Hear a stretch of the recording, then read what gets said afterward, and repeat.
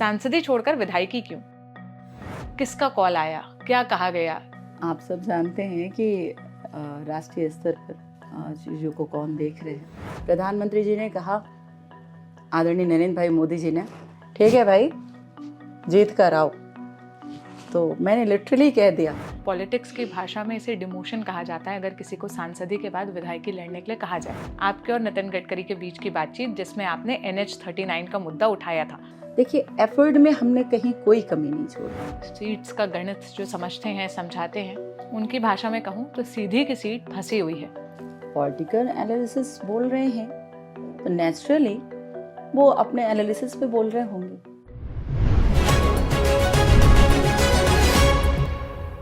सीधी से 2 बार की सांसद रीति पाठक आज हमारे साथ हैं, जो इस बार भाजपा की टिकट से ही विधायकी का चुनाव लड़ने के लिए मैदान में उतरी हैं।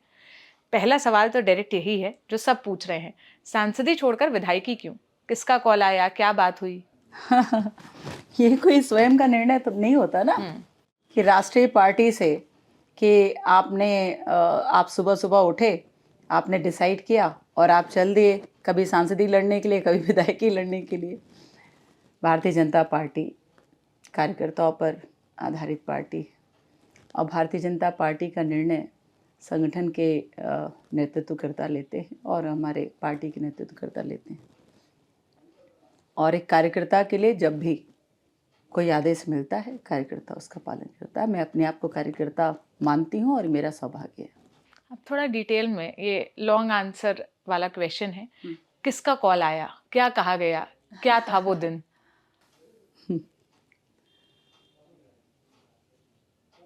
आप सब जानते हैं कि इस समय राष्ट्रीय स्तर पर चीज़ों को कौन देख रहे हैं।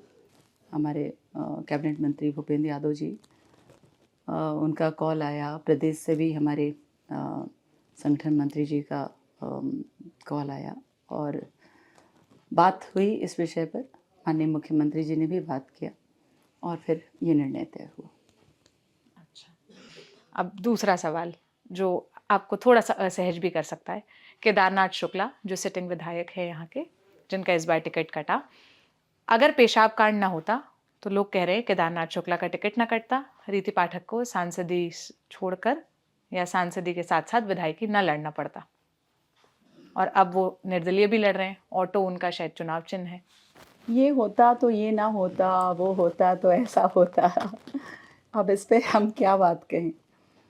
ये तो अपने अपने कर्म है, जो जिस तरह के कार्य करते हैं उसका प्रभाव देर सवेर मिलता है।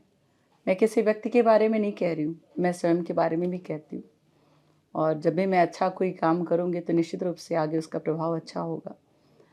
मैं यही मानती हूँ कि देखिए, जो पार्टी का है वही मेरे लिए सम्मानित है, जो पार्टी का नहीं है वो किसी का नहीं है। भारतीय जनता पार्टी ने मुझे जो आदेश किया है, मैं उस आदेश की ओर आगे बढ़ रही हूँ। जो पॉलिटिक्स समझते हैं वो चाणक्य कहते हैं कि पॉलिटिक्स की भाषा में इसे डिमोशन कहा जाता है अगर किसी को सांसदी के बाद विधायकी लड़ने के लिए कहा जाए। भाजपा ने 7 सांसदों को इस बार मैदान में उतारा है विधायकी लड़ने के लिए।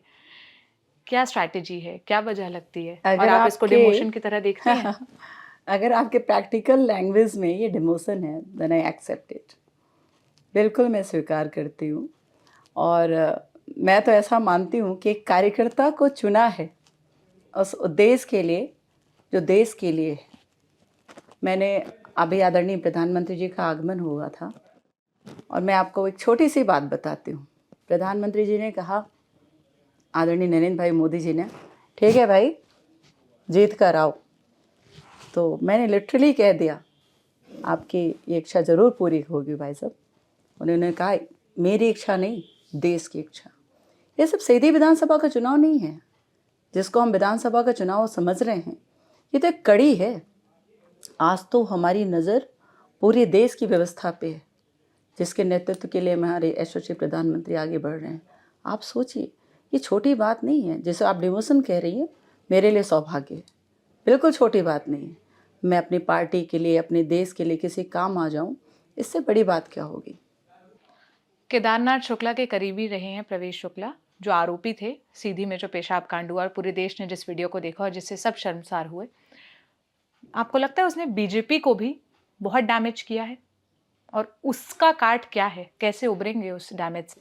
और निश्चित रूप से किसी भी कार्यकर्ता की कार्यशैली जो होती है वो दल को प्रभावित भी करती है सकारात्मक रूप से, और नकारात्मक रूप से भी प्रभावित करती है अगर उसकी कार्यशैली नकारात्मक है तो वो कौन थे और किसके कार्यकर्ता हैं इस पर बात तो मैं नहीं करना चाहूँगी, लेकिन जो भी हुआ वो दुर्भाग्यपूर्ण था।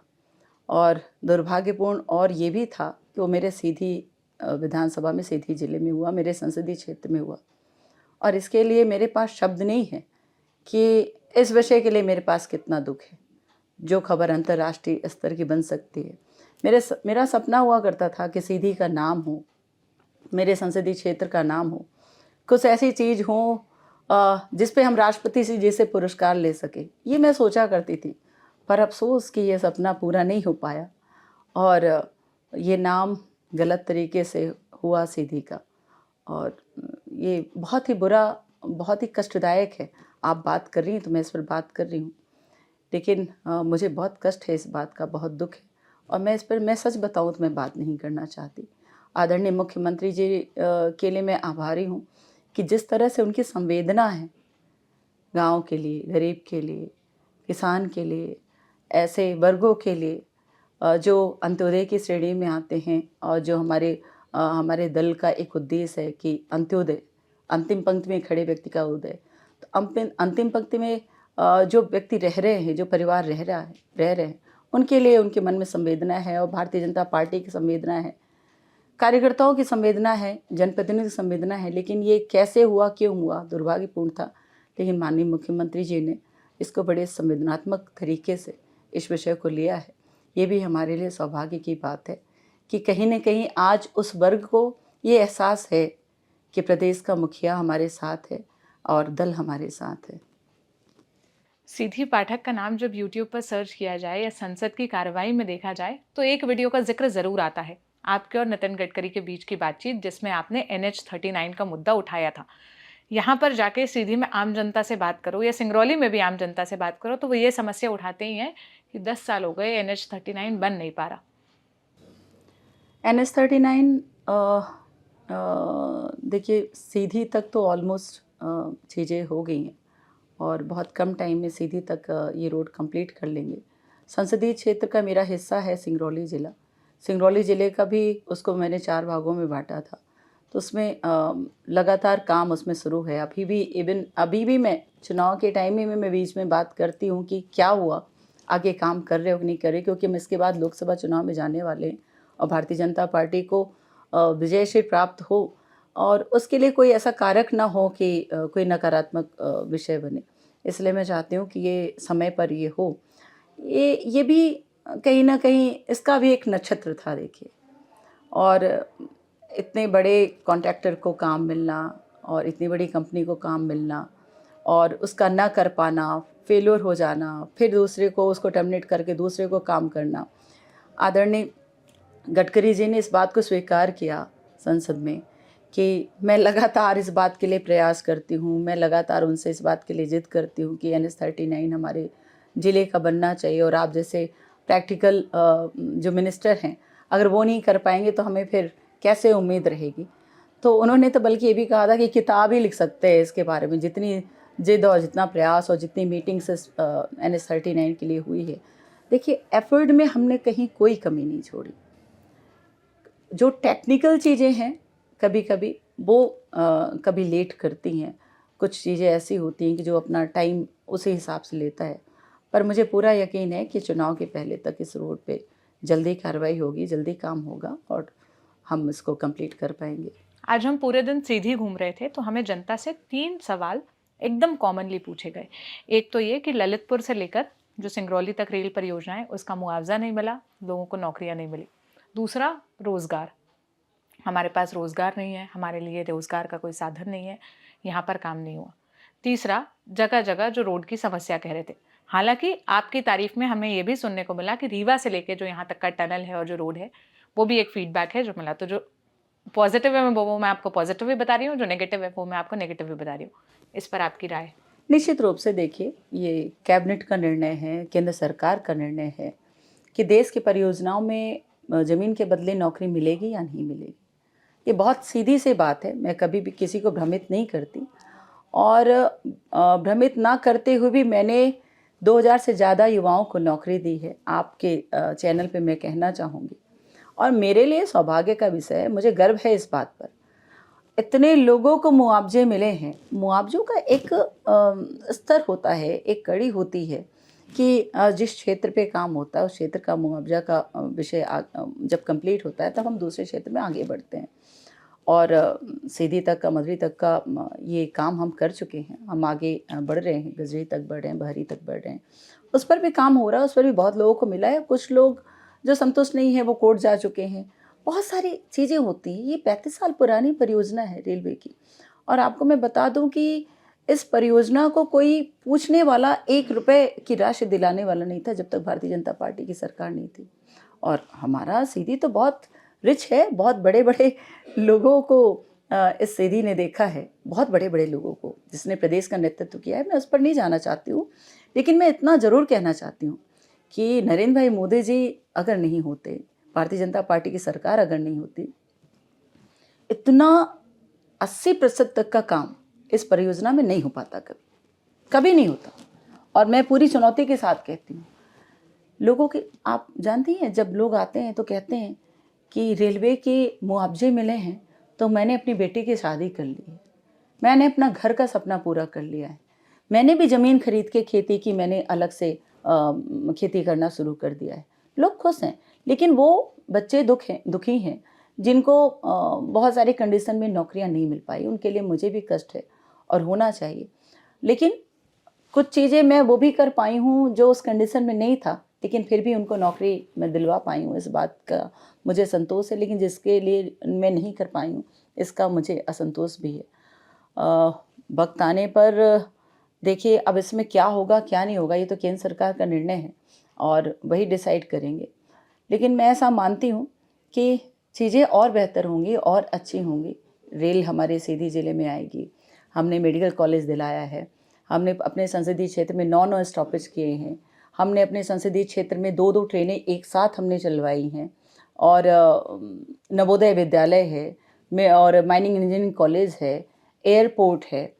तो 2 टनल आप ही बता रही हैं, ऐसे टनल की जो NH39 का टनल तो लोग देखने आते हैं, लोग उसको पर्यटक स्थल समझते हैं। और ऐसा टनल रेलवे का जो कभी संभव ही नहीं था कि इस घाटी से ये, इसके अंदर से रेलवे के टनल को बनाया जा सकता है।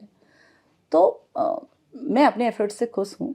और रही बात रोजगार की, तो मेरी पहली प्राथमिकता रहेगी सीधी के लिए, जो मैं लगातार मैं बोलती भी हूँ, कभी कभी बोलती हूँ, कि हमारा जो युवा है वो यहाँ से पलायन ना करे। इतनी व्यवस्था हो कि सीधी जिले में उद्योग स्थापित हो पाए और इकाइयाँ हों इतनी बेहतर कि हमारे बच्चे यहाँ पर काम कर पाएँ, हमारे युवा काम कर पाएँ। ये चीज़ बहुत पहले हो जानी चाहिए थी, क्योंकि भारतीय जनता पार्टी की सरकार बहुत सेंसिटिव है, और अगर किसी ने एफर्ट किया होता तो बहुत पहले ये चीज़ हो जाती। लेकिन अफसोस कि एफर्ट नहीं किया गया, अफसोस इस सीधी के विकास के लिए उतना काम नहीं किया गया जितना होना चाहिए था। एक आखिरी सवाल, जो पॉलिटिकल एनालिस्ट हैं और यहाँ बैठ के सीट्स का गणित जो समझते हैं, समझाते हैं, उनकी भाषा में कहूँ तो सीधी की सीट फंसी हुई है। केदारनाथ शुक्ल का जो आप विरोध झेल रहे थे वो तो है ही, यहाँ पे कांग्रेस भी टफ फाइट दे रही है, साथ ही साथ आम आदमी पार्टी भी टफ फाइट दे रही है, कहा जा रहा है। आपका एनालिसिस या आपकी उस पर राय? पॉलिटिकल एनालिसिस बोल रहे हैं तो नेचुरली वो अपने एनालिसिस पे बोल रहे होंगे, लेकिन अभी कोई अगर लेटर है या पेपर है तो मैं इसकी 101% की गारंटी आपको अभी लिख कर दे देती हूँ। बहुत बड़ी पॉलिटिकल एनालिसिस तो नहीं है, पर अपने ज़मीन, अपने जन और अपने क्षेत्र की पहचान मुझे है, और अपनी पहचान भी मुझे है, और भारतीय जनता पार्टी की पहचान मुझे है। इस पहचान के आधार पर मैं ये एग्रीमेंट करना चाहती हूँ कि सीधी की सीट 100% निकल रही है। चलिए, आपने जिस कॉन्फिडेंस से कहा है इतना ही काफ़ी है, कोई एग्रीमेंट की ज़रूरत नहीं है। ये इंटरव्यू और ये क्लिप उसी बात का प्रमाण रहेगी। आपको भविष्य के लिए बहुत बहुत शुभकामनाएं। हमें वक्त देने के लिए भी बहुत बहुत शुक्रिया। हमने सोचा कि हम जब क्षेत्र में घूम रहे हैं और हमें क्षेत्र के अगर प्रतिनिधित्व करने वाले मिल जाएं तो उनसे एक क्विक बातचीत रिकॉर्ड कर ली जाए, ताकि जो सवाल जनता पूछती है वो सवाल हम भी उनके आगे आकर पूछ सकें। और जो सारे कयास लगाए जाते हैं, चौक चौराहों और चौपालों पर बैठ के जो बातें डिस्कस की जाती है, उन बातों का भी उन बातों पर भी इनकी क्या राय है वो ले ली जाए। कैमरे के पीछे मेरे साथी विजय थे। मेरा नाम सोनल है। दी लैलन टॉप की विधानसभा कवरेज लगातार जारी है। हम अलग अलग विधानसभा क्षेत्रों में जा रहे हैं, लोगों से बात करके उनके मुद्दे समझने की कोशिश कर रहे हैं। आपकी राय क्या है कमेंट बॉक्स में ज़रूर बताइएगा। शुक्रिया।